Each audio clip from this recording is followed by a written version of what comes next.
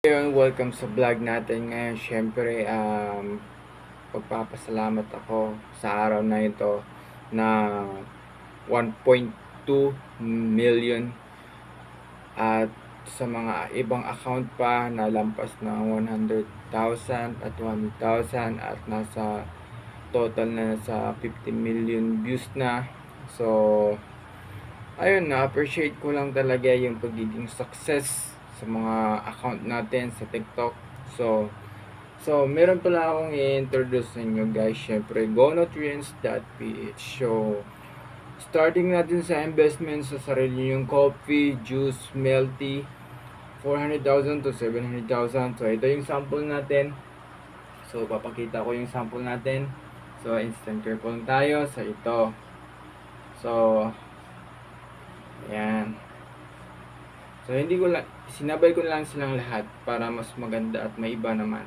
Meron na silang 4 na branch sa Maynila. So, ano pang inaantay nyo kung gusto nyong kumontak sa kanila, mag-visit lang kayo sa Facebook page nila na Go Nutrients Manufacturer at gonutrients.ph naman sa Google. So, ano pang inaantay nyo? Kung ano man yung mga tanong nyo sa paggawa ng logo, paggawa ng brand nyo, paggawa ng box na katulad nito, at syempre, yung sampling, 2 weeks, pabibigay na agad yung sampling. So, gonutrients.ph. So, ayun. So, iniingat-ingatan ko talaga yung sample na meron ako na pinrovide sa akin dahil it's a good opportunity na maging part sa Go Nutrients. Someday, baka magkaroon ako ng brand ng coffee, ng juice. So ngayon, pinoproseso ko muna yung iba kasi nga medyo hindi kasi natin pwedeng pagsabayin lahat.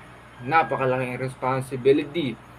Pero is a good market, is a good adventure sa business. Syempre, ito yung pinaka the best sa lahat na maging isang successful, but you need to success muna sa plano nyo, sa sarili nyo, bago yung mga malalaking stepping stone. Syempre, hindi naman talaga magagawa ang isang bagay kung hindi mo pagtsatsagaan. Syempre, pagtsatsagaan mo siya, it takes a lot of time na pag-isipan yung plano, ipagdasal mo yung plano, at syempre, i-motivate mo yung sarili mo.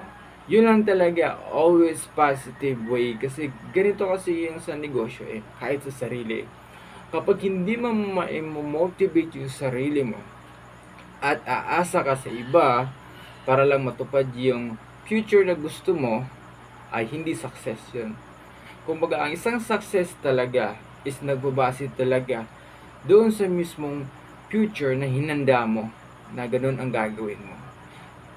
I know, may mali, but yung mali na yon ay magtatama doon sa plano mo. Syempre, hindi ko naman magagawa to kung hindi ko pinagtiyagaan, hindi ko naman magagawa to kung hindi ko pinagplanuhan, at hindi ko rin magagawa to kung maraming up and down. Syempre, kailangan ko talaga naman maging success sa plano, kasi ang plano kasi nandyan yung failure about na friends, family, yun lang naman yung maghihila sa'yo friends and family. Pero yung partner mo sa buhay, asawa mo, girlfriend mo man yan, boyfriend mo man yan, basta nasa tama kayong dalawa, walang debating nangyayari, at nagkaintindihan kayo parati, at may syempre nandyan si Lord sa buhay nyo, syempre maging success kayong dalawa. But kung may bisyo kayo, hindi yun mangyayari. Kung may nagtatagong sikreto sa isa't isa, kung may nambabae sa inyo, kung may nanlalaki sa inyo, syempre hindi maging success yun. Bakit ko sinasabi yung mga error na yun? Kasi nga, kung ginawa ko yun, wala ako. Hindi ko alam yung maging achievement ko. At hindi ko rin alam kung paano ko i-guide ang sarili ko. Dahil nga, independence. Pag sinabing independence, kailangan mong gumawa ng tama. Kailangan mo mag-trust, kailangan mo magtiwala sa sarili mo, kailangan mo sumugal sa sarili mo in a good way. Hindi yung the word of sugal is yung mga magsasabong ka, magiinom ka, or ah, punta ka dun sa isang malaking casino para lang maranasan mo how millionaire is. Hindi yun ang solusyon sa lahat ng bagay. At hindi din pagbenta ng mga property ang solusyon. Sometimes, meron kayong isang pagsubok na kailangan yung gawin is yung i-motivate nyo yung sarili nyo at yung plano nyo. Kasi nga, ang plano talaga is napaka malaking price. Kumbaga, papasilip ko sa inyo soon. Magiging exciting talaga soon kung paano ko pinlano yung isang beauty product from the start.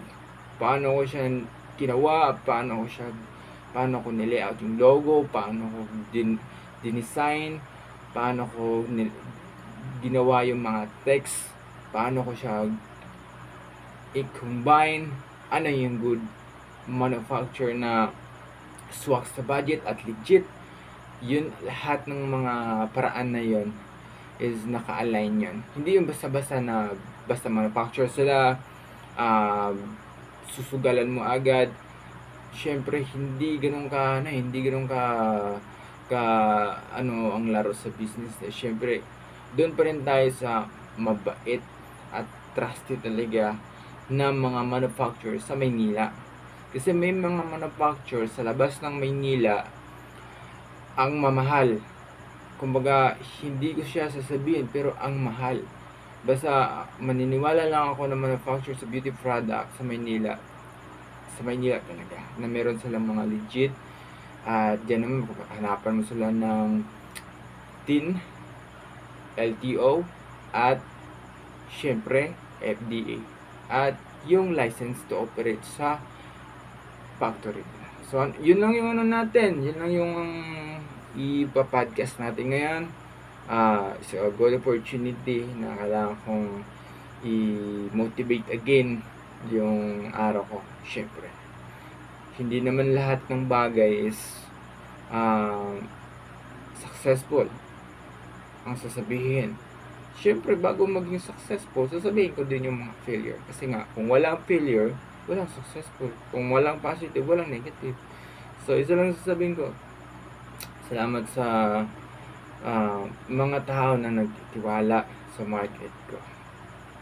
Yan, thank you Lord.